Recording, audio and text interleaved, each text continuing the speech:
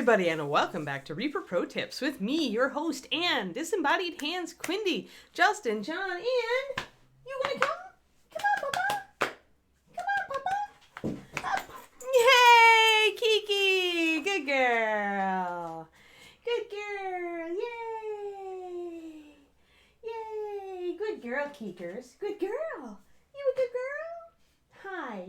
Hi. What are you doing? What are you doing? You want to come back up? Come on. You don't want to? No, you just want to pet? Okay. All right. We'll just go out. Yeah. Good girl. Oh, no. No, Daddy's working. What? Good girl. Good girl. Yay. Good girl. All righty. Today... it's the first day of Overwatch League, and David worked from home today, so we could watch the first game over lunch. That's why I love my husband. Ah, hello. Oh, Kiki, yeah. Yeah, her name is Kiki, but I call her Papa, and sometimes Baba, because it's close to Papa. But her actual name is Keyleth. But yes. Twitch thinks everybody watches superhero movies. They're dangerously close to right. That was always my problem with comic books, Bookend Kitties. Because, like, I would get really attached to, like, one particular timeline and one particular, you know, like, version of the characters, and then they'd want to do an alternate timeline, and it would just, like, I'd be just like, done. Never was a fan of that stuff.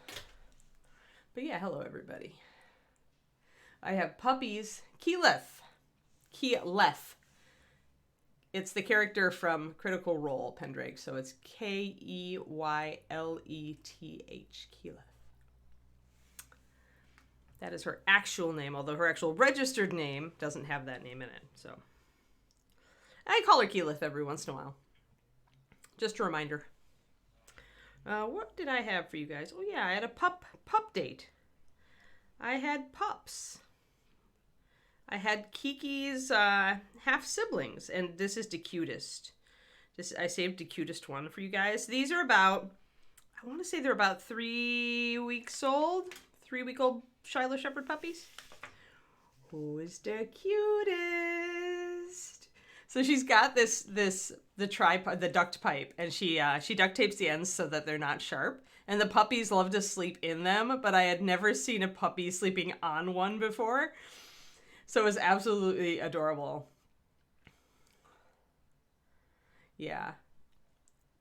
Yep. Yeah, totally breaking the cute limits. 3 weeks, 3 and 4 weeks. Like 3 weeks, they're just starting to be dogs. Like they're starting to play and they fall all over themselves when they try to. But like 4 weeks is where the cute is at, folks. So that's one of the lighter colors. That, and I want to show you how many colors are in this litter, because the other reason I love Shiloh's. Where's the litter shot? I have to find the litter shot. There it is. So these are all the puppies with Mama Zam, who's also Kiki's mama. Look at all the colors. So we've got 2 kind of wolfy silvery sables, and then we've got a brown sable, and then we've got a dual, and we've got a really red, pale fawn colored one, and then a moderate brown sable. So that's all the little sausages. They're Shiloh sausages at this point. Yeah, so there they are. So all the different colors. Lots of colors. We call that a rainbow litter in Shiloh. The only way she could have been more rainbow is if she had a white one. Let's see here. I think that's pretty much the cutest. Oh, this one on the steps is kind of cute. I'll show you guys one more puppy. There's the cute on the steps with the eyes open, just falling asleep. Like, why are you photoing me? Yeah, exactly. Yes, this is the Zamboni Tuca litter, Kodiak. So they're Kiki's half siblings, and I get to go and give them a puppy evaluation at the end of May. So yeah, so very cute. The cute little eyeballs, the cute little dark eyebrows, very adorbs. So the sable color is what Kiki is, and they start out very light, but then they darken over time, and you can usually tell how much they're going to darken by how dark the paws are and how dark the belly is. So if they've got dark paws but a light belly, they're probably going to be a medium sable, and the paws will just lighten over time. But if they have a really dark belly, then they're going to darken a lot. So that would turn into like probably a dark gray sable. if that pup has a dark belly. I think that's it. I think that's all the real. There's tons of cute, but we do not need all the cute. We do need to actually paint some stuff today. There we go. All right. I know you'd all rather just look at puppy pictures, but you know, suck it up. So yeah, they're really cute, and at this age they're really adorable. Although they become a lot more work because at 3 weeks is when the teeth start to come in. You have to start weaning them as a breeder, and then they start producing real poop, and then the work is on for the next 5 weeks to keep the puppies clean and the box clean and everything clean. If Kiki has a litter, it's gonna be a test of my back and my core strength for sure, because there's a lot of cleaning involved. And you want to keep the puppers clean, of course, so that they learn good habits and they're not, like, you know, inclined to soil their surroundings. All right, so we've got these bases. I need to order more. This base is the Reaper 74048. I really like these for building up just a slightly scenic base. They're not too huge, although they can feel big to a small model like Jolie. Like, in order to put Jolie on this base, I would need to have some scenery, probably. I would need to have a concept of something around her, because this base is a bit big for her. For her, I would use a standard slot base and just fill in the slot. Kind of like we did with, well, let's here, I'll show you guys some, I have examples somewhere. Yeah. So Necromancer Girl, I did the standard base, and you can see that it is smaller.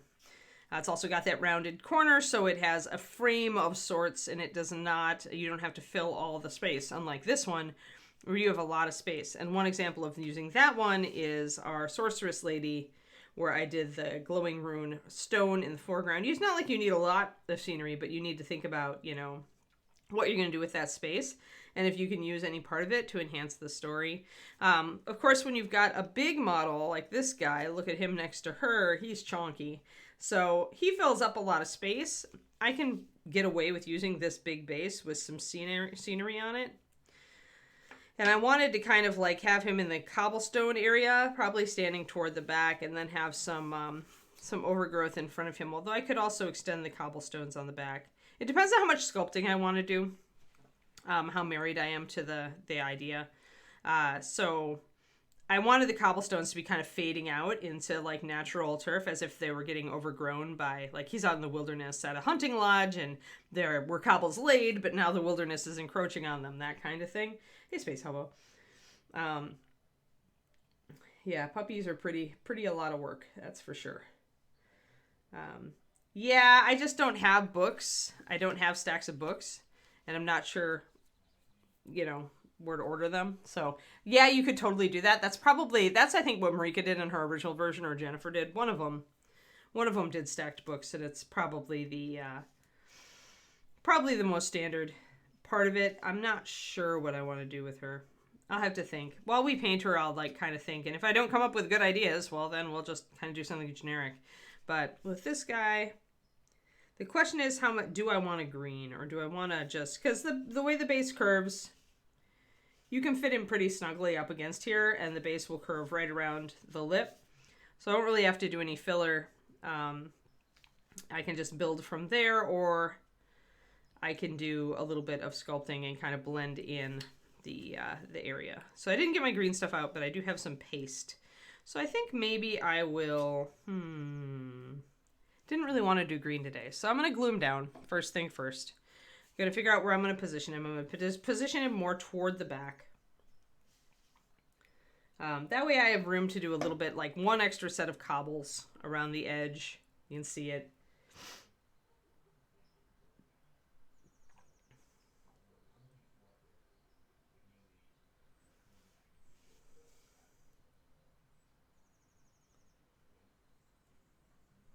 There we go. All right. So I want to kind of know where I'm going to put it down before I throw the glue down. I'm just using super glue. And then we have a little bit of time to smoosh it around and figure out where my positioning is, make sure it's even. All right, we'll let that set. Ah, okay, we'll let that set if I can stop screwing it up. Apparently the base is not even, so that's going to be interesting. I probably will have to green stuff it. It's not going to have a firm, solid join because it's a little bit off kilter, like he leans back a little bit on it. And sometimes these bases are like that, and sometimes they'll also have like a little tab on the bottom. Ah, I am not in focus. Not focused. Well, I'm totally not focused, but you know.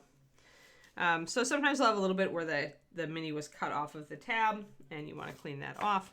Of course, I did not check that on Dude before I put him down. I should do it now.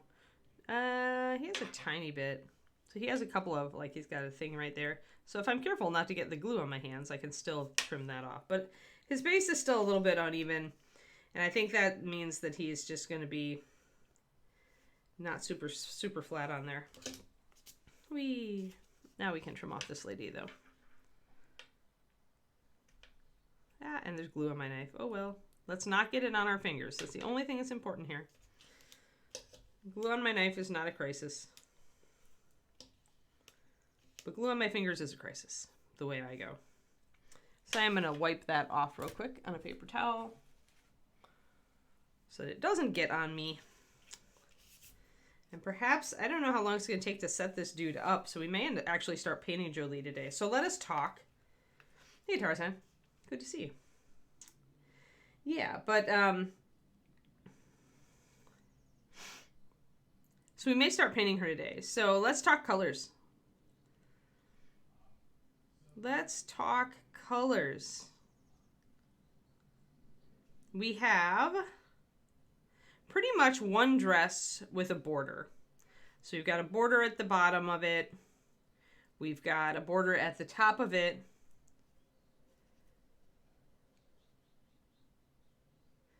The border at the bottom could be usually I would choose a metal color, so either silver or gold, or bronze, technically. And a accent color. We've got a main, because there are cutouts for an accent color, so we can do that. She also has an inner gown, so that's probably going to be the accent color, whatever we choose.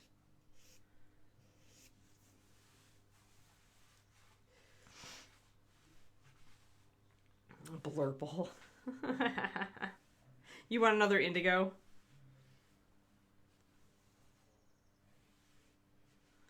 Does she? I don't see her that way. I don't think I actually own a sage green. The closest thing I have is leaf bud. I would not have picked green for this model.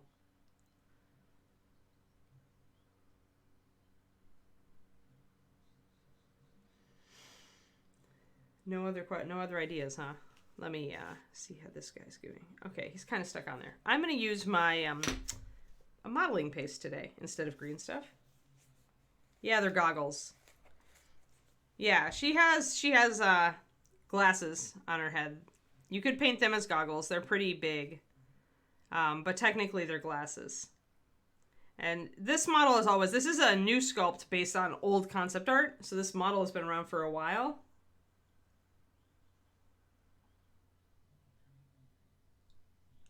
Nope. No, it's glasses.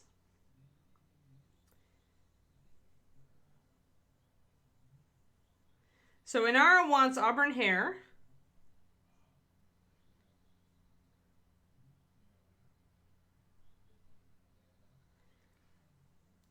Burgundy and olive, they're both darker unless you go pale with the olive. Not a great combo. I mean, let's take a look. And probably the reason they're not a great combo is because the olive is muted. The burgundy is muted too, but not in the same way. So you could, I mean, burgundy, if you go dark with it, is opposite yellow-green. But the difference here is the intensity, right? So, like, with an olive, you're going gray or brown into that. And so if you want that to work, you really do need to also mute your red-violet. So keep that in mind if you want them to work well together. Yeah, not my favorite combo, but that's just me. Because you get olive. Do I have an ad? No, I don't really. Probably adding red would be the. Nah. Unfortunately, there really isn't a color wheel cut out for olive green. Like they don't give you an add brown. So, I don't know, auburn and blue maybe. I don't think I've done a blue other than fishy, and then the really grayed out blue on Ghostwalker. I haven't done a blue in a while. So maybe we should do blue and auburn hair and blue. I kind of like that idea. I think you are, Hinara. Although I used to listen to her when I was a little kid. Lilac and mauve. That's a really clashy color scheme, Turgeon. I don't know if you're aware of that. But it depends on what color you mean by lilac. But remember that mauve is actually a pretty brownish color. And again, you're running into that muted color next to a pretty vibrant purple. So it's actually, unless you can break it up, like lilac and mauve worked, I think in the 60s they had a color scheme like that, but they would break it up with brown usually, with a darker brown. And if you separate it, you can make it work.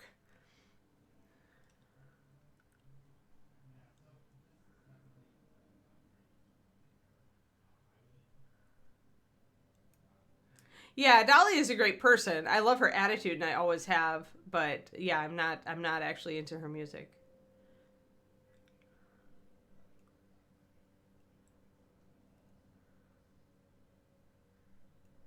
Lilac? I believe it's lilacs. Lilacs, flowers, things, stuff. Yuck. Tarzan, you've just nailed like color schemes that I hate. I think I'm thinking blue. I think I'm thinking blue with auburn hair. Um, so I wouldn't choose that for this model. Like, and the reason I wouldn't, that's all right, Tarzan. First of all, I hate analogous color schemes. I really don't enjoy them. I have done one or two, and they are really hard to get to make work and to be pleasing.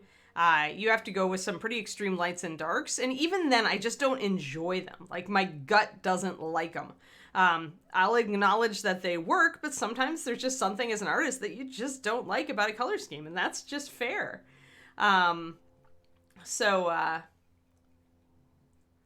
but yeah, I mean, you could do the oranges and browns with like, I wouldn't necessarily, I don't know, I wouldn't go yellow tans though, because again, what you've got here, Tarzan, is you got to keep in mind, everybody always forgets, and this is why people have problems with color schemes.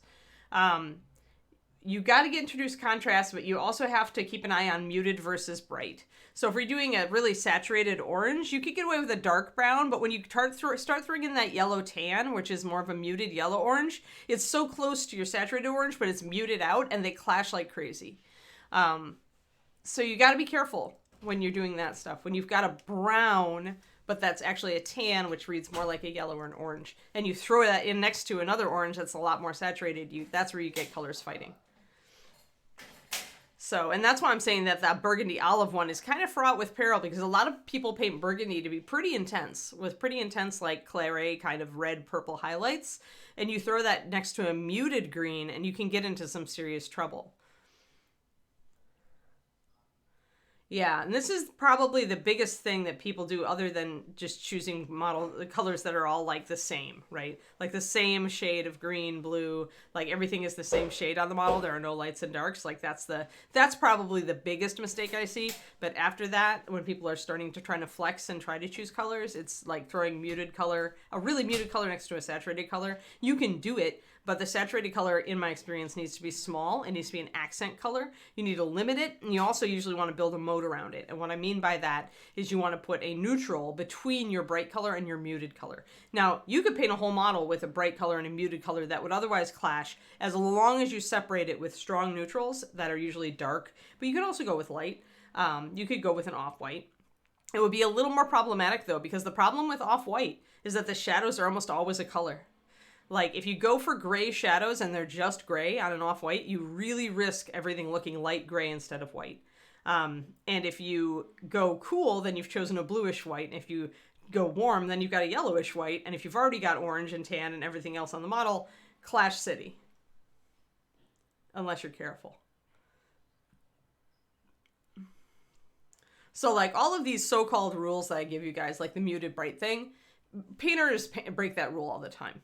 But when they do, look at it and examine what they're doing with it. Why does it work? It should clash. Why doesn't it? And usually you'll find they're doing a mode. Usually they're using a strong neutral like a dark brown or a black, a dark gray, a white. They're doing something like that. And they're separating the colors on the model that normally would clash. Or they're doing something clever, like putting on a muted color, you can put a saturated shadow on that. And do it that way. And maybe you can mute the shadow on your bright color, you know, and as you highlight that saturated color, it's going to mute out a bit. So you can make things work. But that's the complex answer. Most of the time with new people, all I want is just remember, if you mute one thing, you got to mute it all. And always try to vary your lights and darks. If you follow those two rules, you're going to be pretty darn okay. And then when you get to the level where you can understand color theory a little bit more and make those judgment calls of, okay, these colors are kind of going to clash, so I need to separate them. I need to make one dark and the other light. I need to do all these tricks to make them work together. Like, then that's fine. But you try to do that as a beginning painter when you don't really have an understanding of why, and then it gets you in trouble.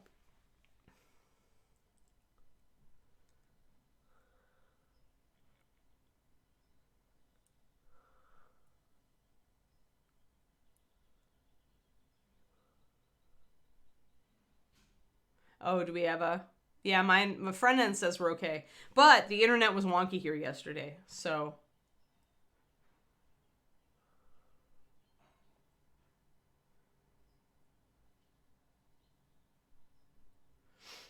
Yeah, you can tell that I've, like, taught this a lot. It is one of the rules that I realized very early on in my own painting. Now, there are different degrees of muted, right? But like on Dude here... We've got a muted green. We've also got a muted indigo, right? We've got the indigo is muted with black. The green is muted with red, actually, with red and brown.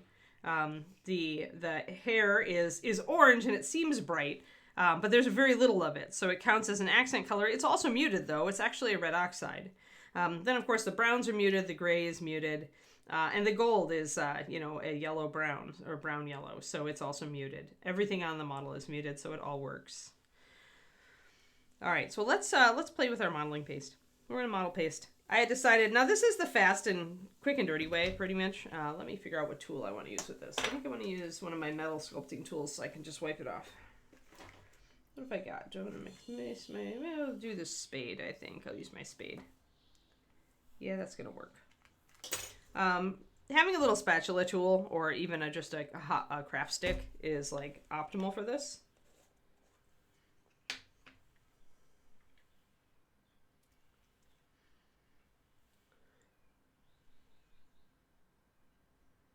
Yeah, I mean, with purple and green, you could make it work absolutely, but you also need to remember lights and darks, Tarzan. So if you go with a dark purple and lighter green, obviously that works, right? In between here, though, I usually have something else, like I've got the yellow in between the purple and the green, and the gold is actually complementary to the purple. So I've got a lot of things going on here. And this is a green, orange, purple color scheme, more or less, even though the purple's a little bit more toward blue. But if you're doing purple and green work fine together. They're part of a triad. So orange, green, and purple are secondary colors triad, and red, yellow, blue is the primary colors triad. So green and purple work great together, as long as both are muted or both are saturated, or one is very dark and the other one is mid to light. All those things can make them work fine. So I would have to look at the model and then tell you. If I saw the model, I could tell you in an instant why it wasn't working, or maybe you thought it wasn't working and I would think it was working. We second guess ourselves all the time with that stuff. So modeling paste is pretty goopy, but it's fast. So whereas with green, we would have to futz around for a while. With the modeling paste, we can put a glob down and kind of shape it around. Oop. It's going to be harder to use on the back side, but I wanted to kind of sculpt some stones on the back side anyway. I'm just going to kind of lay down my globs and move it around. But it's a lot faster when I want earth to just kind of climb up onto I'm just going to mush it. Climb around. Like when I want grass and moss kind of creeping up onto these cobblestones. And I want kind of to build up. Now I do have to be careful not to leave any of these little swoops and like little claws, like the bits that kind of like that one. This modeling paste will dry like that. You can obviously kind of clip them off or take them off, cut them off afterwards, but I'd rather try to smooth them down. I don't really care if it gets over the edge because I can always just use my finger to take it off. It's non-toxic. It's fine.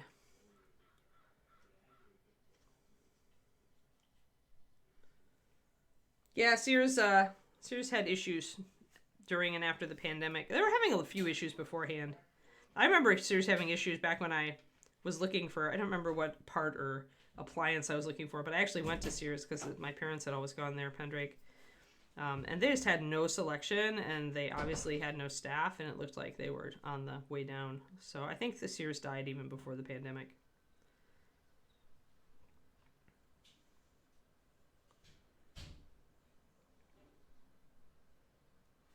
All right, so pretty much I want this to be pretty rough.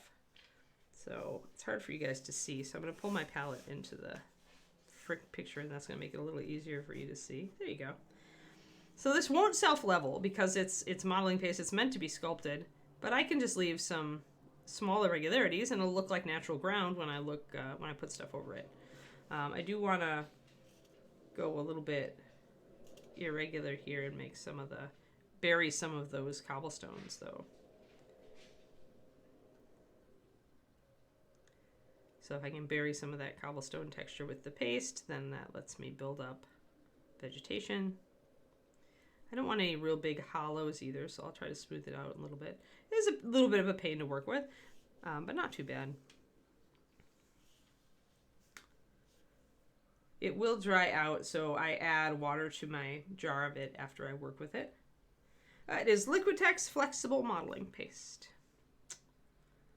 There may be I have several of the modeling pastes. I probably didn't need to use the flexible one on this, but I find it easier to cut, so if I accidentally need to gouge it or do something to it. I build up the back. I can always sculpt green over it, so I'm just going to use it as a filler so I don't need to use nearly as much green stuff.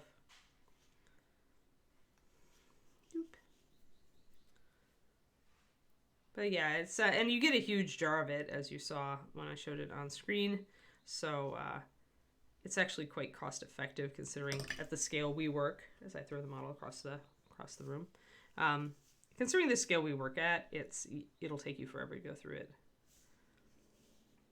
So I'll grab that, grab a tissue to wipe off my fingers. But yeah, this is just good cheap filler as far as I'm concerned. It's a nice fine texture. It is flexible, as I mentioned. I think I'm going to go there. And now I want to do, while it is still wet, it'll take a little while to set up too. First, I'm going to put some water into my goop. So I'm going to actually grab a big brush and drip some water in here because it will evaporate and then you'll lose the jar that you paid money for. So I find that if I put just a little bit of water into it, I put like maybe 8 drops if I've had it open for a while. It's fine. It's going to just mix with the paste and keep it humid so that it doesn't dry out.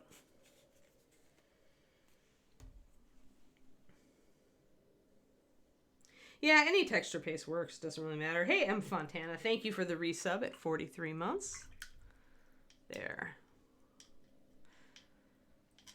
So yeah, this stuff is water soluble also. Once it starts to set up, you can put water over the surface. You can mix pigments and paints with it. You can do all sorts of stuff. I love my little basing thing. So I have a little tent here that I've made out of cardstock, little thing to help me apply my gravel more precisely. So I can get a little scoop. And usually with gravel and any of these static grasses, anything, I just use the top of my container. And I'm just going to sprinkle the stuff onto there, and then any excess will fall into the top of the container. So The modeling paste will fix the somewhat the basing material. I always try to tap it, let it kind of get into there. However, you will want to put a coat of probably sealer or paint or both on top of the gravel to get it to really stick.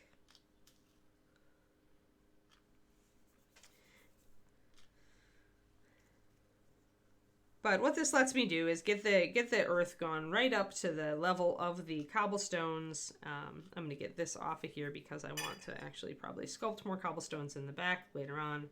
I can push this stone around to the front.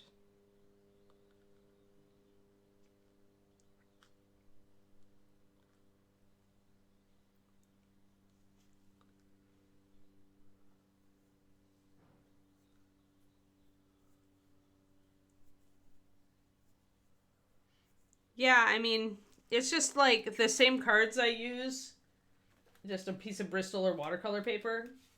The same cards I use, Big Chimpo, to do my color scheme swatches on. I just cut one of those into a little rectangle and then trimmed the end a bit and made a fold. This is watercolor paper. If you score the back, see that line? So while it was flat, I took my knife and I made a line down it with a ruler to guide it. That scores the back. It makes it bend much easier and it'll hold its bend. Yeah, Scottish cat. Scottish cat has good taste. So I don't mind if my... the other reason I like modeling paste here instead of like a glue is that the modeling paste isn't going to really evaporate. So if you're making a texture paste by mixing glue with sand or other strata, your glue is probably going to have some shrinkage, so it's going to dip toward the end. Now, one thing we can do also, while this is wet, is if we want to, we can make some divots. And divots essentially will make your static grass or whatever you're using a little bit, gives it a home to kind of stick in. So I can make a nice divot right here. I'll make a divot here toward the front, pressing down into the paste. And this is the other advantage of using paste over glue, is that you can make little hollows for vegetation to stick down in. It just makes the vegetation stick a little bit better, look a little bit more natural. So I'm going to make a few little divots here for vegetation to go in.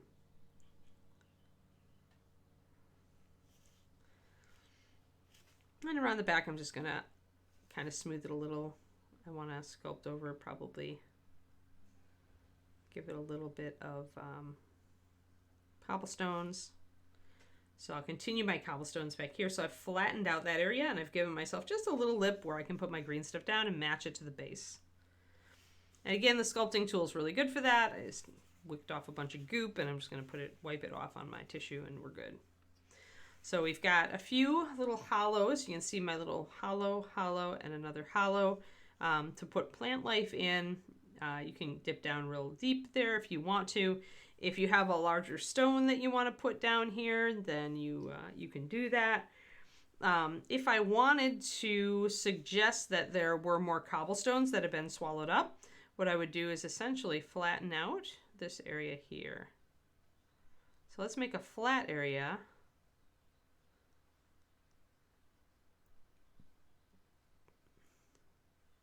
And I'm going to keep a bit of a ridge around it because I want it to still look like nature's trying to take over. So essentially I'll try to match this cobblestone pattern and put just a few cobblestones up front. So with the cobblestones in back and the cobblestones up front, that'll send the message that a lot of this growth has just overgrown the top of the cobblestones, just crept over onto it and around it. Oh yeah, the little sports spoons that you get with the ice cream tubs, the little single serve ones. Yeah, anything like that. I mean, it doesn't really matter what you use. But this is like super easy. Like all you need is to have like a piece of cardstock and just cut it. So it's super cheap. And sometimes I find those spoons aren't real fine, whereas here I can get pretty precise with the little tip on this. So that's up to you, what you want to do. I do have some larger stones in here, so I think I am going to grab a couple. And here's where I might use a forceps or a tweezers. In my case, I have hemostats. because they can be useful sometimes as long as you're not working with something too heavy. So I've got one of these bigger rocks, and I could choose to just put that anywhere over here next to here. I kind of feel like putting it there, but don't know that there's a good spot for it really. Because I'm going to have plants. I've already got gravel. Well, I don't know that it works. Maybe I'll keep my rocks little. Because mostly I want this stuff to be pulverized like stones and just growth. So I think I'm going to not do big rocks. This is sand and gravel mixture. I think this is the Games Workshop one that they used to produce. Might still produce. The nice thing about this is that it's a mixture of real fine sand and bigger rocks. So you can do that kind of, you get that mixture when you play with it. And you can always pick out bigger rocks to plop onto your bases as well. I've got some sprue in here, sadly. That also has managed to get caught. And it lasts forever. Like, one bit of it lasts forever. I could do an army with this and probably still have some left over. But you can also make them. I also have some handmade mixtures that I put together, which are just Woodland Scenics, fine talus with some different medium and coarse ones. And those work just fine, too. All right, clean off our little area here because the gravel does get everywhere, kind of like glitter. Oh, I need to put my little spoon back in my tub. Maybe not. They're not really, they're rounded for the most part, Pendrake. They don't really have the right shape. Maybe? Let's try one. I don't know if but again, the problem here is that I've pressed my paste down a lot so that I have the right height for green stuff. So if I try to put stones, then it's going to be a little weird. Maybe I can do it around the side, though. Let me see. This one's a good cobble. Oh, except it's actually not.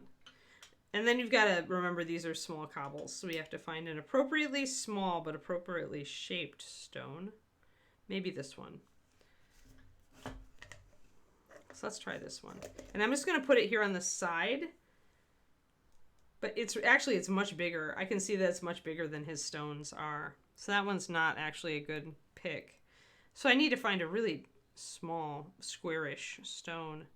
I think it would take so much more time to do that, Pendrake, that it probably wouldn't be worth it. Like, and it wouldn't look right with the base because the base has like no room between. It's got, because if you look at it, it's just sculpted with depressions between the stones. There's no space between the stones. If you were going to make a hand cobbled base, you could use those stones from this and you could place them all and then put the figure on top of it. But because this is sculpted and it's so hard to find a natural stone that looks correct, that's the right size, right shape, this one might work, but I might regret it. It's because it's just not going to look like the same. And if I was going to do a hand cobbled base, I actually wouldn't use stones at all. I would use probably card. Pardon me, I'm going to use... So you can see once it starts to set up, I can use my fingernail and kind of just press it back into the well of the base. Makes it nice and neat. Nice thing about the flexible stuff is you can just gently scrape it off with your fingernail. It's really easy to work with. You could use Milliput for this too, but like I said, the paste is pretty easy and it's fast and it's cheap. Considering, like, the tub was not like super cheap, but considering how much it is, it's gonna last me forever. All right, so I put a stone there, but we'll see how it works. Once I get everything together, I'm probably still gonna have to green stuff around it. Might be more of a pain in the butt than anything. Yeah, exactly. It takes forever, even if you paint a lot. But this is a good start. So we've got a nice flat spot where we can put some more cobbles. We've got a couple of little divots to put our grasses and stuff, plant stuff in. I'll put some more grass on top of these areas too. And then we'll green stuff more cobbles at the back where I've got more of this even layer set up where I can green stuff. So there we've got a setup, and now we've got to let it set. So now it is time to look at Jolie.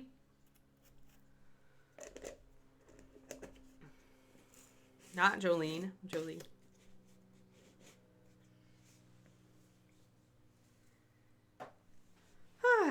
All right. And I'm going to move these other models away from me because they're just clogging up my work area.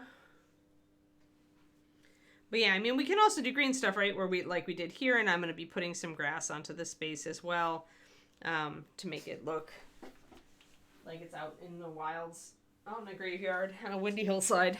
And now I need a holding point for, oh, I can take mouseling. I knew I had an extra block around here. Oh, actually, I've got a block right in front of me. 1 second. I have a block. I have the technology. Because I just took this guy off of his. So now we'll plop Jolie on the block. Now, one thing about her, I almost want to just trim her base off because it's so tiny. It's just so little. But I need something to actually paint her on, so. And I don't have an idea for her basing yet.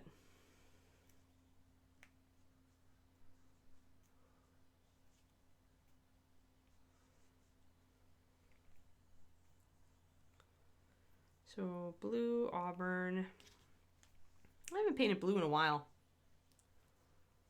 I tend to like the secondary colors triads better.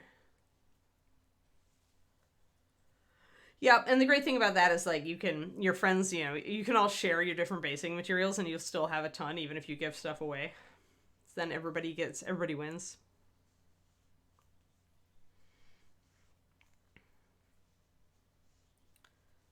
So let's do an auburn hair. Let's do it old school. We did auburn with Sophie, but we did, I feel like I'm doing a lot of red hair lately. But I like it, so. We have a lot of redheads on the base right now. We've got actually all the models we are painting right now, except for the wizard and the mouseling, are redheads. Because we have magenta head, auburn head, henna head, and violet head. So they're all redheads. That's funny. Oh my gosh. Okay, that makes me want to maybe make Jolie a different color.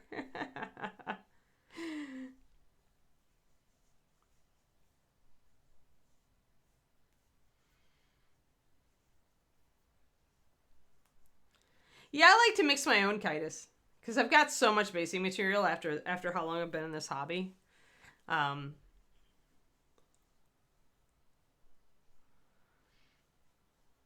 So I actually like making my own mixes. You can just mixing crap together, you can get some really good mixes. And then I can control the scale of it. The only problem I have with some of the pre-mixed stuff is that some of it's a larger scale than I like bigger chunks. I tend to like to go pretty fine because I'm usually using quick basing like that on small models. Not so much on, I don't do a lot of 75s, so on 75s a lot of that stuff might be in scale, but for something like these little guys, you gotta watch the scale. Which is another thing that we don't talk about a lot, scale and basing materials. But, all right, so I kneaded up my, I wanted my blue tack to be really, really sticky because she has such a small base. So I took time to knead it and make it a little bit more sticky. And then I'm gonna press the sides of it up against her base a little bit just to get a good grip on it.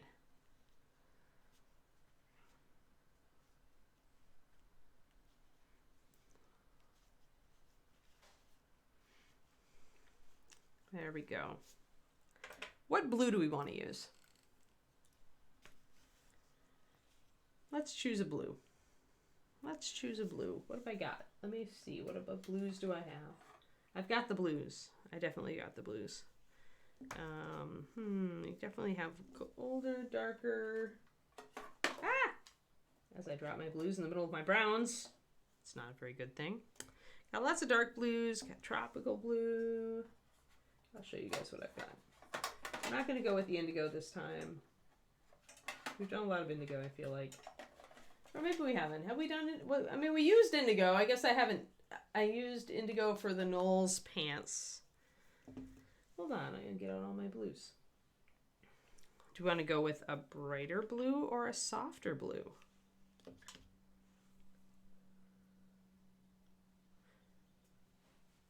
Yeah, anytime you can get a fine ground pumice, the texture paints are in scale. Like, most texture paints are going to be in scale. If you want a crackle one, the GW one's supposed to be really good. Hobgoblin Blue. That's a nice muted dark. What do you guys think of Hobgoblin? I haven't ever used it. It's a fast palette, isn't it? Akata I've used recently, so I'm going to put it back. Carbon Scoring Blue, Shark Bite. I'm kind of leaning toward one of the blues I haven't used. So I'm looking at, here, let me back out. And of course we'll highlight these. So we've got Shark Bite is a much more tealy blue. Then we've got Carbon Scoring, which is more a mid-greenish with a bit of gray in it. And Hobgoblin Blue here looks pretty saturated but dark. I might use these together or those together. Like, you could start with this and highlight with one of these.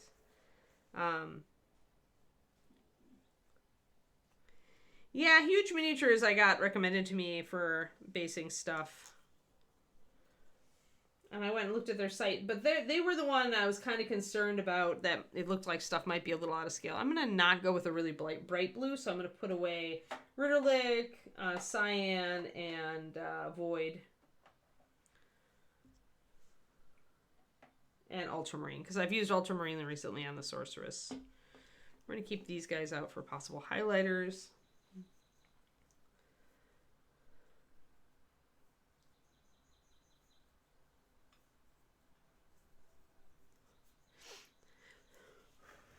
Another thing with the hobby market millimeter mat is just that you don't know, like, when something is just being repackaged from a different company. Like, you know, like, how many makers of really fine crackle paint are there, really, right? And is the stuff from Huge Miniatures just the same product as GW relabeled, or is it different? Like, that's the question mark. You never know. You always have to, like, buy it or find somebody who's used it to get the lowdown, right?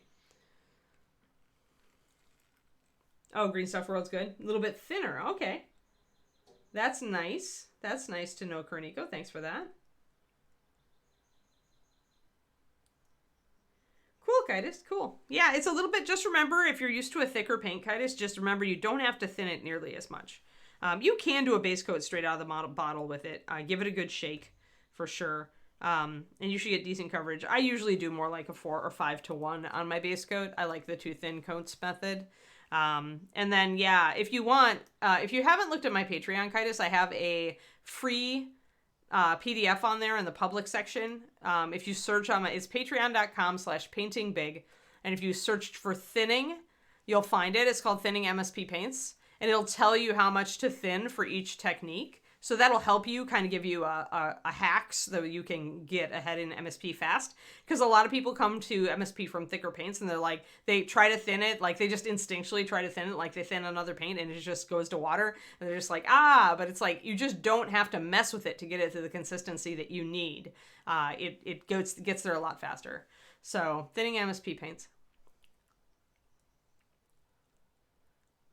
Yeah, exactly. Like, if you're just trying to get a good base on, or you're trying to wet blend, then yeah, out of the pot, they're pretty decent. You're usually not going to glob up, even though we always say thin your paint.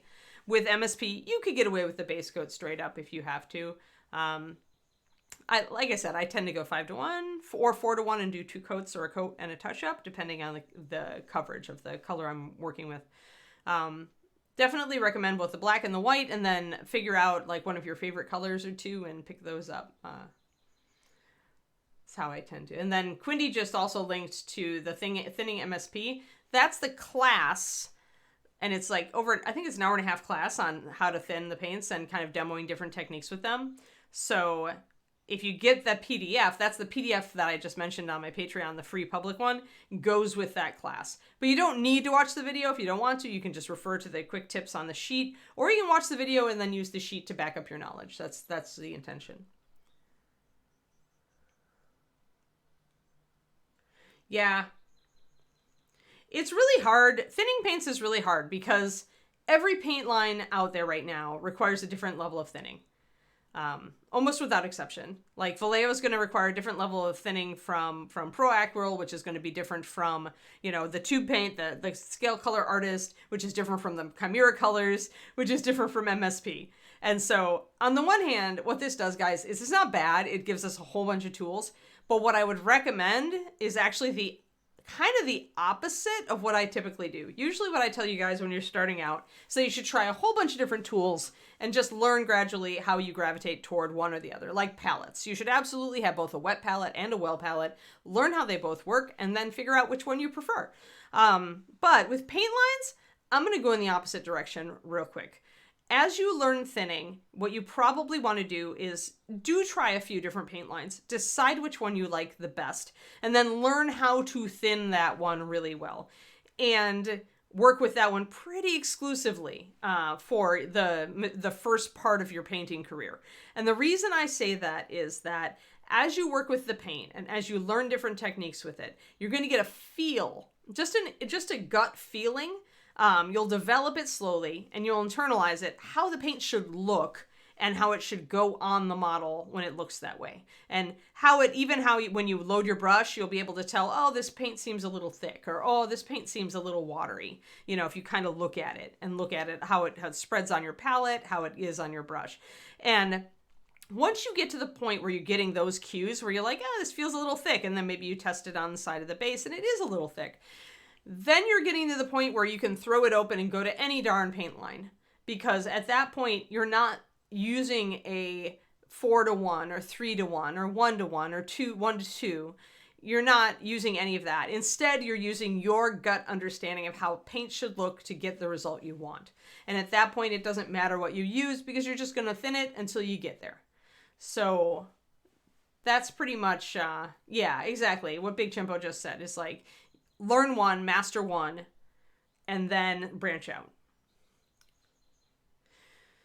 Because to get the same consistency with scale color tube paint that I get with MSP, I have to go, like with MSP, if I'm doing a 3-to-1 or a 4-to-1, I need to go 1-to-1 with that tube paint to get the same consistency. So it's just easier if you get used to one particular line, which has generally, and some consistency does vary a little bit between colors in a line. It'll also vary if you're using an old paint versus a fresh paint, because old paint is definitely going to thicken up in the bottle slowly unless you continue to add water to it over the years. But hey, Wasser.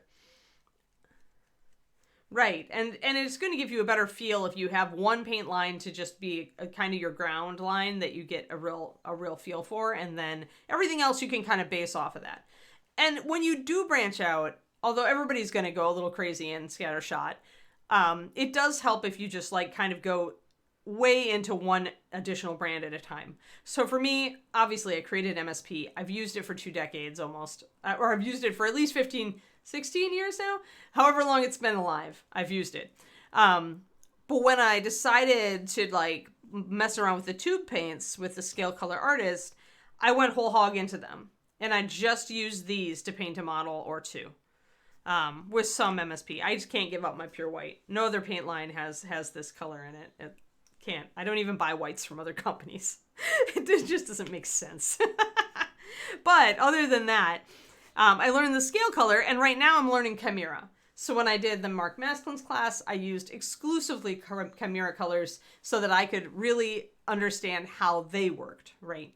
Or at least get a start on it. So a lot of people aren't going to be that regimented. I've got a brain that kind of lays things out in a structure, so obviously that's the way I work. You can make progress just doing the scattershot method where you just love X color and you just learn to use that. Like if you get no other color from Scale Color Artist, you should get the Burnt Umber because it's beautiful. But, maybe you just use that. You learn how to use that color from that line and you're done. So you can do that. It's just going to mean you probably have to mess around a lot more and longer before you get a real feel for it. It is what it is. Wasser, that's a complicated question. Chimera is a good paint line. It's solid. It is not easy to use. I can use it and I enjoy using it because it's just like being back in art school. It's the colors that I always had in art school. I can use my alizarin crimson. I can use my, you know, plus it's also being in the Reaper paint lab because they've got the pigments, the pure pigments separated out, right? So not only do they have something like alizarin crimson, but they also have, you know, my green and blue shade, phthalo blue, all that kind of thing. So yay, 4-day weekend. Yay. Oh, I always add additives. Oh no, Big Chimpo. Okay, here. Let me just set this straight, guys. Let me just set it straight. Only Master Series has additives added to the paint. We added them so that you could work with that Master Series paint by only adding water and still get really good results. Any other paint line on the planet doesn't have this stuff. So you're gonna have to doctor it. Like, do I always add Flow Improver to every other paint line that I use? Absolutely. Okay, that clear? That clear? Okay. We all clear. So you gotta. But that said, Big Chimpo, I still never use the stuff that I never use for MSP. So I don't use drawing retarder because I don't like what it does to paint. Yeah, Wasser. I mean, that's what Chimera is made for, mixing. Like, that is what Chimera is made for. And if you are going to do something like picking up, where's my happy book? Where is it? Do I have it here? I'm not sure where my happy book is. There's a book I always recommend for color theory, and I must have put it somewhere else. But it's Betty Edwards' book on color. It's essentially a book course in mixing color. So it's Betty Edwards, and the name of the book is Color, and I think it is a course on mixing colors. I usually keep it with my class stuff, so that's probably why it's not staring me in the face right now. There it is. Ta-da! Okay, this book. So, this is a great book for learning color mixing, and guess what? It's really good with Chimera colors, because Chimera colors give you the pure pigments. So, Betty Edwards, she also did drawing on the left-hand side of the brain, I think, or right-hand side? Drawing on the right side of the brain. But color. So this book I recommend for every single gosh darn color theory class that I have, and it's because if you really want to learn about color and how to mix it, she pretty much just runs you through all of the course stuff you would get from a color theory class in college. So you can do her exercises and it'll teach you just so much. It's a lot of exercises, a lot. But I mean, she'll have you paint your own color wheel. She'll all the stuff that you would learn from a college course that you would pay hundreds of dollars for, you can just do with this book. You must apply yourself, and even if you just read the book and just see some of her examples about how colors impact others, that will help you too. So, seriously. The only other one I recommend all the time, in addition to this one, is James Gurney's Color and Light. But Color and Light is a lot more sophisticated. It's a lot, I would say, more advanced. And although you can learn from it, and although the paintings will wow you, it's worth picking up for the art alone. It's not a book that's going to train you in the basics of color mixing, whereas Betty's book will. Hold on while I stuff it back in here. Where are we? Oh yeah, here we go. No. Like, James will take what Betty talks about, and then he will also add, like, color gamuts and stuff like that, and, so yeah. Yeah. Right. Color and Light is wonderful, and James teaches beautifully. Like, I love, if I ever do a book, it's going to be like this, where it's 1 2-page spread for each concept. It's wonderful. But it's also, how do we say? It's better if you already have the basics down. Like, so that's why I always say Betty first. Betty first, play with mixing. If you're on my Patreon, I actually do have a color wheel. If you search via color wheel, I'm really good at tagging my posts. It's one from long ago, but I give you MSP color equivalents for every color on the color wheel. And so if you're doing Betty's book and you want to use those colors and you have a wide selection of MSP, go and just look for color wheel. I think on I think if you search it, it should come up. It's an older post, so you're going to have to scroll a bit. But MSP colors for the Color Wheel colors. I don't remember what the exact name of it is. But it'll give you what you need if you need to figure out which MSP paints might work for Betty's lessons. So, yeah.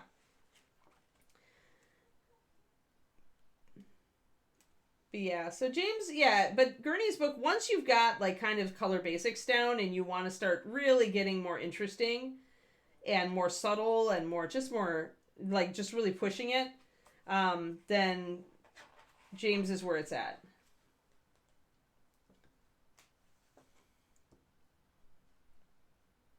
I was just looking at this page, which is the purple and yellow page with the robot dinosaurs. But this is actually a good saturated and muted one where a lot of the painting is muted. A lot of it is grays, but all the robot dinosaur is a pretty vibrant purple. And then the yellow behind it, the lit doorway is also a pretty vibrant color.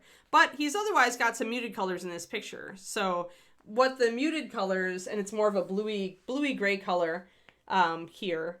But what that's doing is just because it's light, it works. Because he's keeping his saturated colors darker and his muted colors lighter, he's still giving contrast. So it's like, yeah, you can learn a lot more. James Gurney. He did the Dinotopia books, Twisted Oma. So if you ever heard of Dinotopia, he did those books. He's a great guy. He loves steampunk. I keep thinking we need to invite him to ReaperCon. The muted purple grays are the neutrals because he's bleached them out enough that they're really pale, Big Chimpo. He's using them as neutrals. And when you get really, really, really good, you can do that crap without having clashing. But it works because, yes, you can get a lot of his stuff on YouTube. He also regularly sells video collections on Sellfly, I think. And I usually do that because I mean, he probably doesn't get that much money from YouTube. I know this from experience. And so he probably makes more from me buying his videos, and I like to keep James Gurney in money. I want him to keep producing stuff. So, yeah. But yeah, I would say great. Color and Light's a great book, and it's definitely inspirational, and you can get a lot out of it as a beginner just by looking at the pretty pictures. But you're going to learn more if you start out with a good color mixing book, and then take what you've learned from the basics and apply it by reading James and trying to follow some of his stuff on your minis.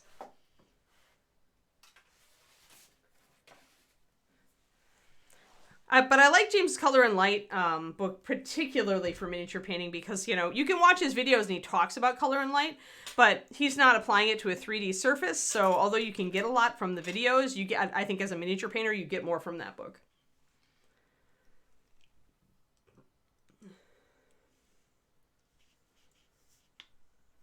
Yeah, so that's who wrote that book, Twistoma, then, if you are tying it Dinotopia. Let's do, it seems like most people were saying, Hobgoblin and maybe Sharkbite. I wonder if I could highlight one with the other, or if they're too close. I really like Carbon Scoring, but that's because I like gray blues. But we can go more saturated, so let me plop Carbon Scoring back in there. And, this would go against standard methodology of doing the skin tone first. Hobgoblin is a fast palette color. Sharkbite was a ReaperCon color, I think. But if you use Templar Blue, you're close.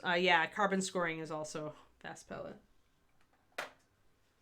I tend not to like to use ReaperCon colors, though, so maybe I will go with Templar or something else that is more accessible. I don't mind using fast palette colors, but when a color isn't readily available. So there are two different ways that are typically given for starting a mini Kodiak. And the first one, and the one that I almost always do, is called painting from the inside out.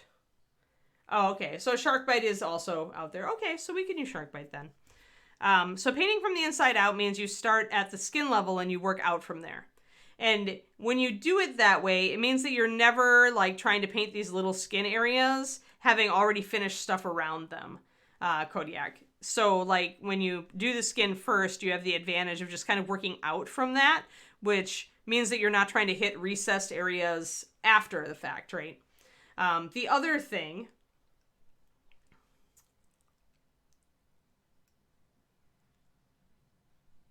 Oh, shark break gets you crack an egg. Yeah. Okay. So, but the other way to do it is if I do the blue first, that'll be paint the thing that takes up the most area first. So with some models, that's skin, right? Like orcs. Orcs usually, you know, you're looking at both the skin. There's a lot of skin, right? And so you paint that first. It's the dress. So we could paint the dress first and work out from that. It doesn't really matter which way you do it. There are pros and cons to both approaches. I do find that painting inside out is the way that I usually prefer to work. So painting skin first. The other thing that this lets you do, painting the skin first, is it lets you tune all your other colors to make sure that your skin tone goes with them. Or that they go with your skin tone, rather. So, like, if you start painting and then you try to choose a skin tone, you do run the risk of your skin tone kind of clashing with colors, depending on what colors you've... I just did an olive skin tone. Not with a redhead, I don't think. Redheads always have that pale skin. It's, doesn't make sense to you, Kodiak? Why you would paint inside out?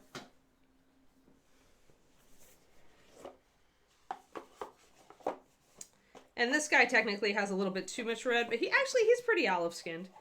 The thing with, I did olive skin on my class model. Because why not, right? So this is the class model from the Mark Masculine's class, which I highly recommend learning under Mark if he comes to your area. But that's an olive skin tone. It does have a little bit more red in it in areas, so probably if I drop that out, it would be more olivey. But, yep, it's dude. Kroniko, I take it I get this feeling you like lumberjacks. Yeah, the other one is far more advanced Twisted Oma. I would start with light, and I think imaginative realism is pretty advanced. It does have some good tools in it, but not so much for miniature painters. I mean, some of them are, but it's also, I think it's a more, if you like James' stuff and you want to support him, buy it. If you go through Color and Light and you grok it and you're like, yeah, I need more of this, then buy it. I own both. They're considered a series. Yeah, and that's what Mark is really good at, Wasser. So I'm not going to give away Mark's secrets on stream, but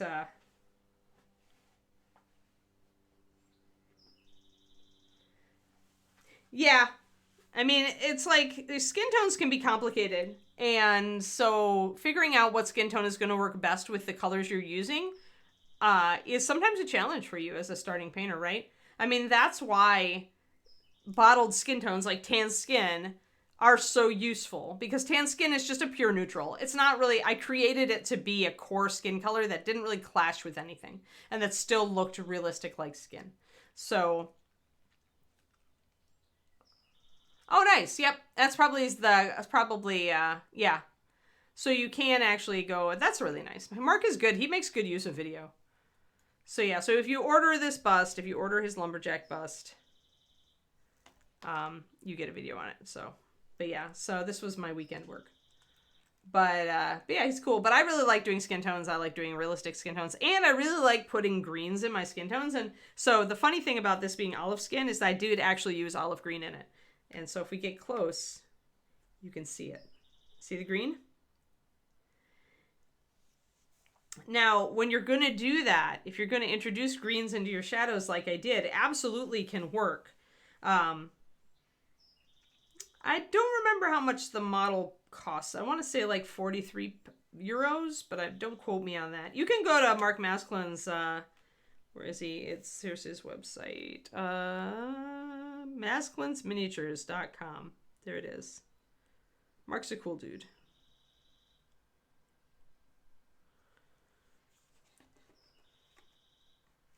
No, there is no sculpted texture. This is all paint.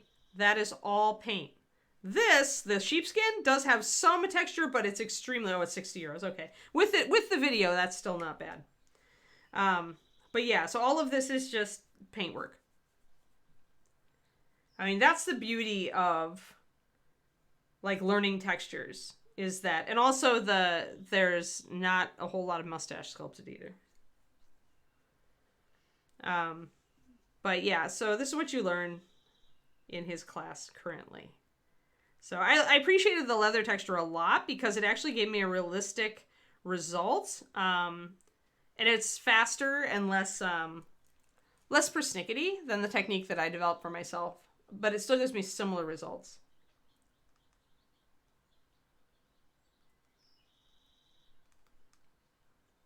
Yeah. Yeah, I like faces. I mean, I did paint an action figure actually, and I won a gold at ReaperCon with it. So I did. I'm an Overwatch fan, and I painted my Soldier 76 statue, and so I did really good skin tones on that, and everything else, leather texture, you name it. That was my big project that kind of got me back into painting after I was burned out for a while. But yeah, so I just really love how the skin tones turned out. It's a good example of using complementary colors. The olive works even with the little bits of red I've got, because the green here and the red here kind of balance out and neutralize each other. But that's how I would do an olive skin tone. And I find it's easier to do on bigger models than on 28. Some skin tones it's hard to kick the subtlety in, where I feel like olive skin needs some subtlety. That said, we did have an olive skin triad. I don't know how much of it still exists. Is the highlight dead? Or is only the mid... I think only the mid-tone is still... I am Wasser. Actually, I'm a Mercy main. But lately I've been queuing as Deeps. Also, and playing Soldier a lot. I'm not a great... Like, I tend not to play DPS because my aim is not stellar, but... Every once in a while, you just want to click heads. So yeah, I mostly Mercy, Lucio, Bap. I'm going to learn Lifeweaver now that they've changed his controls. But yeah, Soldier's been one of my favorite characters for a long time, and because he was the easiest to DPS to pick up, I started with him. But I love Mercy because at heart in video games, I'm a healer. I love the healing game, so I do prefer to play support. But because I'm not a great player, neither David or I is great players, we just like to play. So at our level, like playing characters like Zen or Anna, unless I get really good at them, is kind of like a death sentence. So I just play, I play my Bap Lucio. I need to learn Brig. She seems like she might be fun.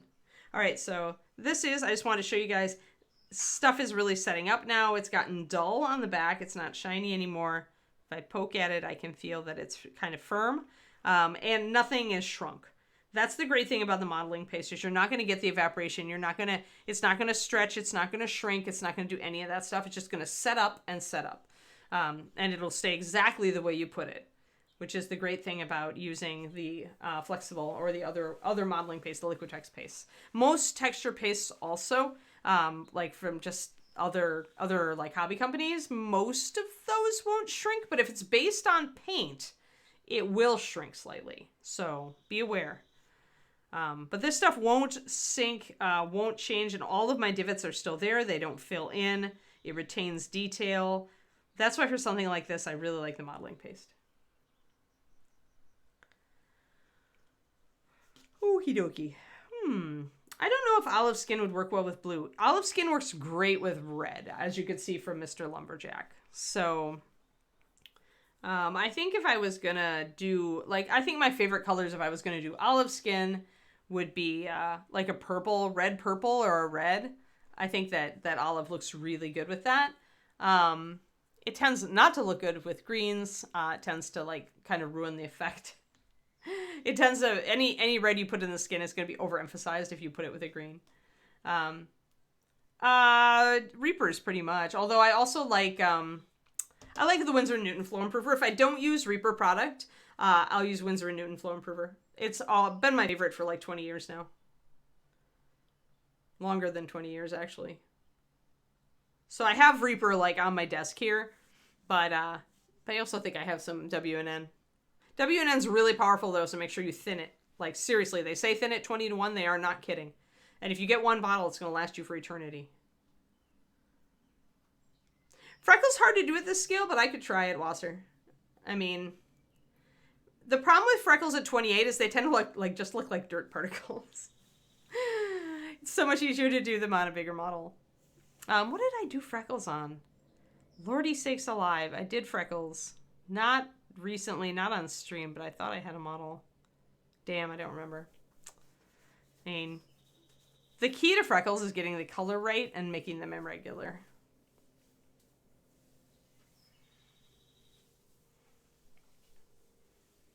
But yeah, the 9106 Flow Improver is actually a mixture of two different Flow Improvers products.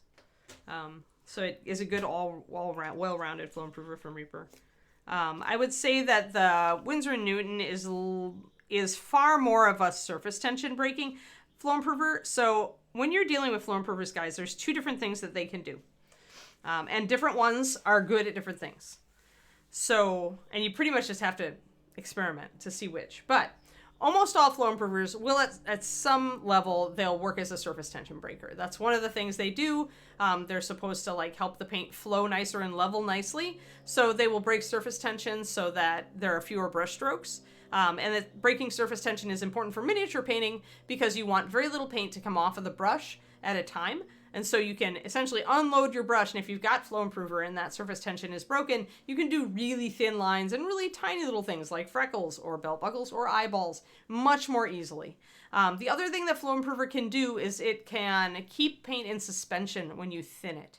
So you're going to see that with MSP, right? You're going to see it, that MSP, when you thin it, doesn't fall out of solution easily. And so that's partially the resins that are used in the paint and partially the presence of a Flow Improver that does that. Or helps with that, I should say. Okay, man. Lots of talking today. I guess I'll just block in some Hobgoblin. I'll see if I like the color. Then I'll probably do the skin tones before I bring up the Hobgoblin, because before I figure out how I'm going to highlight it, I want to see what my skin tone comes out to. We could try a more golden skin tone. I don't know. I just want to work with red hair, though. That's my problem. Gold skin tone, red hair do not work. You really need a paler skin tone, usually a pretty rosy one. I've tried golden skin tone and red hair on a model before, and it did not work at all. It's just an alien combo. Okay, Hobgoblin is pretty intense blue. So right away we're starting out fairly saturated. So with this choice, we're working with a more saturated color scheme.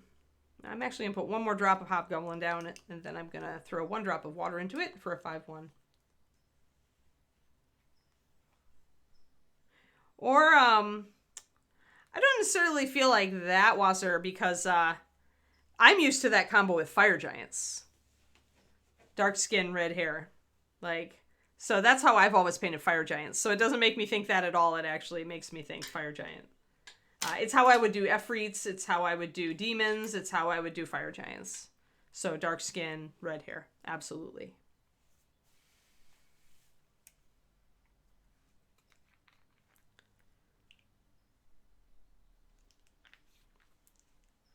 I've also seen some pretty good like cyberpunk and steampunk models done that way. Because you can do the crazy hair colors with that. I don't know. I mean, depending on how the red is done, if it's henna, I think it's not bad. But yeah, it depends on the person. Depends on who's rocking the look.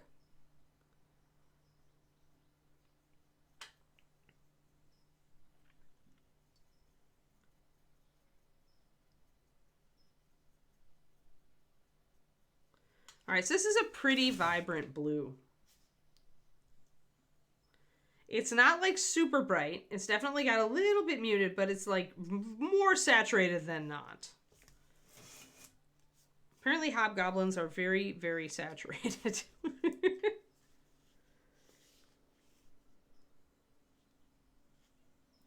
Well, a lot of things look straight, right? It looks strange on humans, right? Like, I have friends with magenta hair and green hair and all that and purple hair. It definitely does not look like natural, but I've always thought, I don't know, when I was a kid, Mom used to take me to a hairdresser with her, and her hairdresser always had different color hair.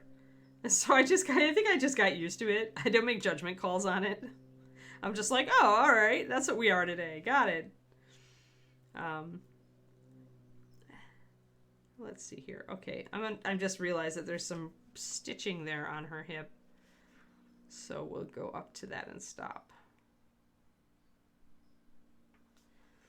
Let's see how this looks over the bones.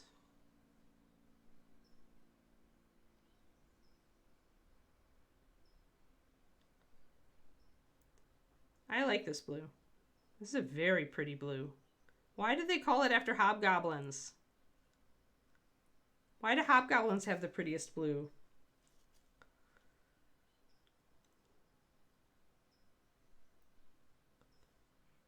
So I try to be neat with my base coat, because the neater I stay with my base, the less work I have later to clean up. This is also going to be useful because it's going to show us how much or how little of this dress really is like blue. Because she has a lot of trim, and she's got this center panel. So the back of the dress is going to have a lot of blue. So the back of the model is going to have a lot of blue. But now I really want to use this model on this color on something interesting. It almost makes me wish my Sisters of Battle weren't going to be red. But I think, considering how much I hate highlighting blue, that it's probably better that my Sisters of Battle are going to be red. Because they would look really pretty in blue, but I would probably want to throw them across the room if I tried to paint them blue. Let's see. Okay, so down to there. And then it goes around. Okay. Nope. No, center panel is a contrasting color, I would say. It's an interior gown. You can see it's the bottom layer. And definitely, I think it's more advantageous to use a contrasting color there. Whenever you have an option to not paint everything the same and to utilize a contrasting color for visual effect, I tend to do it.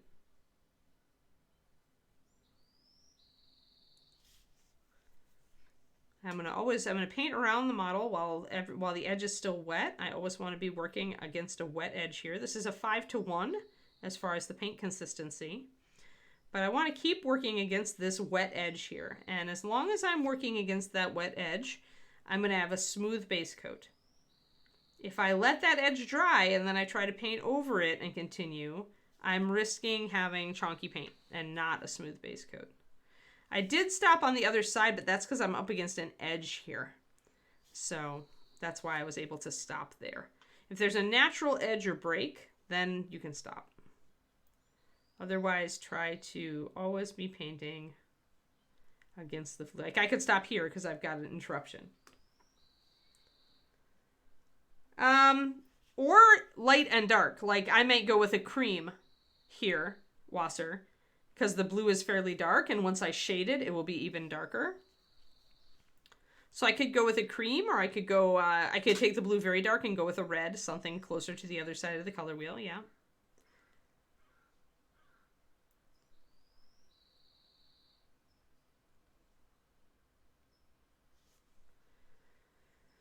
But most of the time, if I've got an interior gown like this, and I just speak from like looking at a lot of women's dresses at Renaissance fairs, but usually the interior gown is a cream or an off-white or a natural cloth color, like a beige.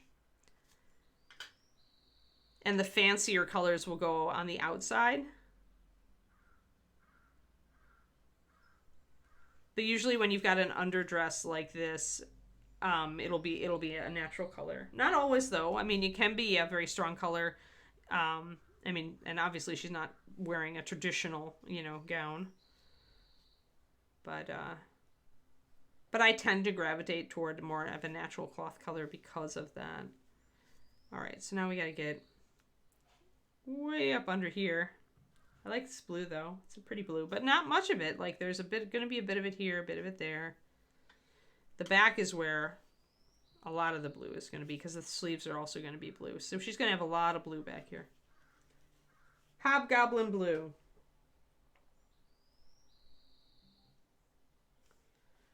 I decided to start with Hobgoblin and see where it took me.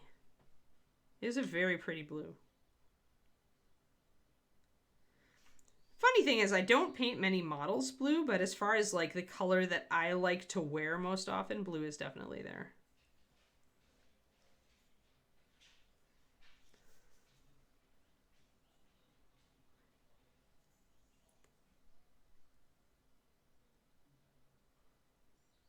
So I'll also do a thing like start at the top and work down to always be working against the wet edge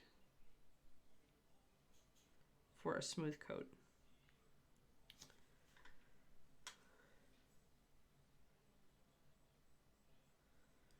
And as you can see, at 5:1 with MSP, this is a perfectly solid color.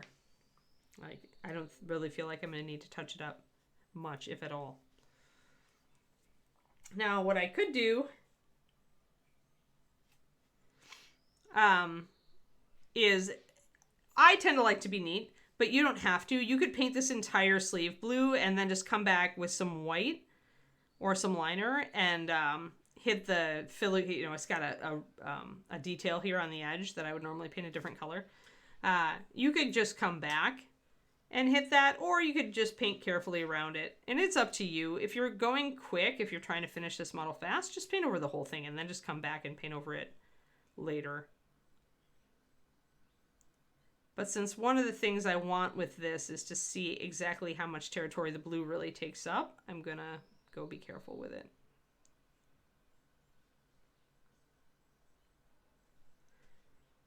All right. Boom. So she has a bit of blue on her front, but it's really not going to be a ton.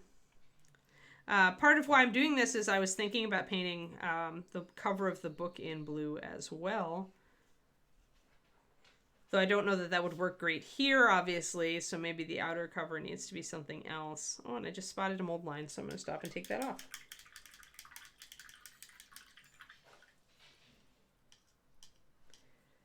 This is a very dark blue for sky. I think it's quite blue, quite dark. Maybe like the middle of the sky, like maybe evening sky. It's good evening sky color. I was thinking of sky blue as a much lighter blue. Alrighty. Yeah, I don't think Shark Bite's going to be a good highlight for this. I think I'm just going to work with Hobgoblin and see what I can make it do. And I need to put this over here, and I need to put that there. I'm just trying to get some of the stuff off my plate at the same time as I'm working with this. There. Excellent.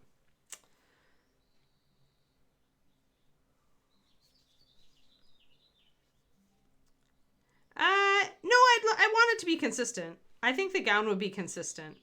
Plus, she's already got a ton of skin. Like, you know, she got a ton of skin right up here. I tend not to, when it's obvious the lacing continues, I feel like that says that this is all the same panel to me. Of course, I'm a girl worried about, you know, dress construction. So up to you. If you wanted to do it naked up here and just do it the other way around, you could do that.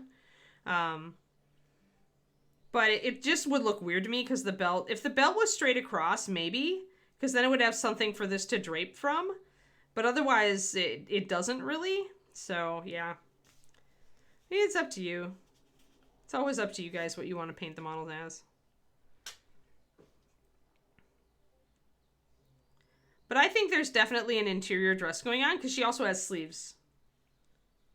So she doesn't have bare arms. So to me that says that this is indeed like kind of an under smock, and that this is all, that it comes up here and it's got sleeves. So the color that I pick for this will be the color of the sleeves as well. But your dresses don't have to make sense.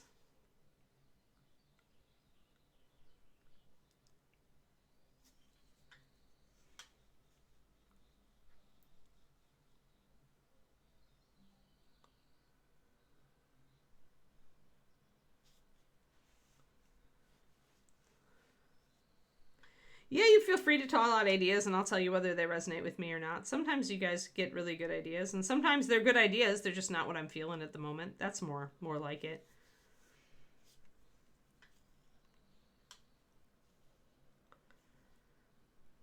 I always say that, like, I love to ask you guys for ideas when I don't really have any, but then once I've settled on something, to me, it's a very logical progression. So, like, once I have the starting color, I tell you guys this in my color theory classes and all my handouts, I always say, once you have the first color, you're in. Like, that's it. Like, you have, it's not like you don't have any inventiveness from there, but for me, there are now that I have this first color, there are logical progression of choices that I can see spreading out from this color. So,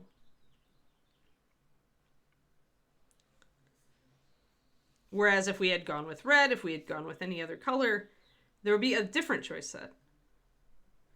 So for me, I'm always going to look at it, I'm going to use color theory, and I'm going to be like, all right, what makes sense with this blue based on color theory? Am I going to make this blue lighter than it is with highlights? Am I going to make it darker than it is with shadows? What am I going to do with it, right? There. Okay, I think we've got it. It is a pretty blue. I think it's almost got a bit of violet in it. Yes, sometimes they are terrible ideas. Yeah, this is, I mean, like I said, this is a Bobby Jackson resculpt of a very, an old Werner Clock model. Almost, I want to say, like 15 years old. But she was always very popular. She's always been a good sculpt, and the original Izzy art is fantastic. So, yeah, no idea is bad. It's just not right for me. I think I am going to put the inside of this. Normally I would do it dark, but I think I'm going to do it blue, and then I'm going to do a shadow. For now.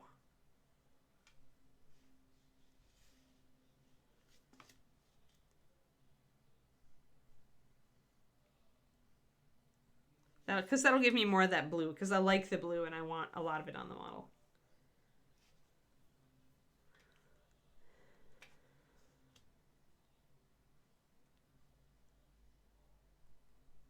I like this blue. It's got great coverage. Great coverage.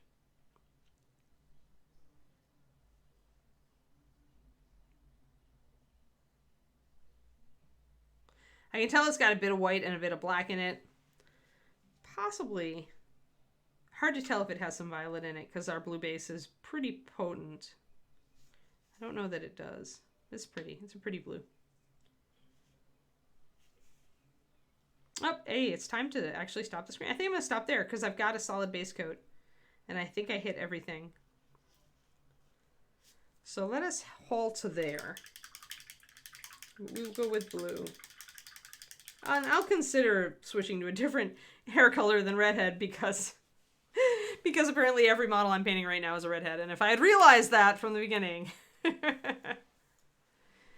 Yeah, sure, Cornico. You guys are always welcome to do a paint along if you've got the colors. But there we go. So we talked a lot about stuff. We gave color reference. We used modeling paste and some flock texture sand to give a texture to our base for this dude. So that'll be fun. So we can continue with that next time. I'll probably do the green work to get those cobblestones in next time on him. And then maybe we'll block in some skin tones so I can kind of... Yeah, it always feels weird when I don't start with the skin because I'm such a habitual skin painter. I thought about brunette. Yeah, I do like brunettes. And her original concept art, or her original paint jobs, I know Marika did her as a brunette. And I think Jen did as well. I don't remember. But I think she's always, like, the people who have painted her for the Reaper Gallery before, I've always gone brunette with her. Yes, and come back for Josh later, everybody. Tomorrow we will be back on Ms. Wapple. Woohoo! We are going for that NMM. We're going for it. Much NMM-ly. So yeah, we are, we base coated a lot of metal last time. I started lining it back here on the back. I will finish the little bit of lining that I have left. I think just on the legs there, really, and the shoulders. And then we will begin NMM on her. Ooh. And remember, we're painting this entire model using CYMK and white. So everything is going to be built around yellow, magenta, cyan, black, and white. And that includes the base color that we've mixed for the metal and all of the highlights, all the shadows, all the everythings. So yeah. That be what we do in tomorrow's. Come back for Ms. Kathy Wapple, and we will continue the Odyssey with another red/magenta head. All right, it's the off week for Reaper Live. Lucky them. All right, I'm going to go play with my puppy. You guys have a great day, and I will see you again tomorrow for Friday. Yay, we're almost to the weekend. Bye.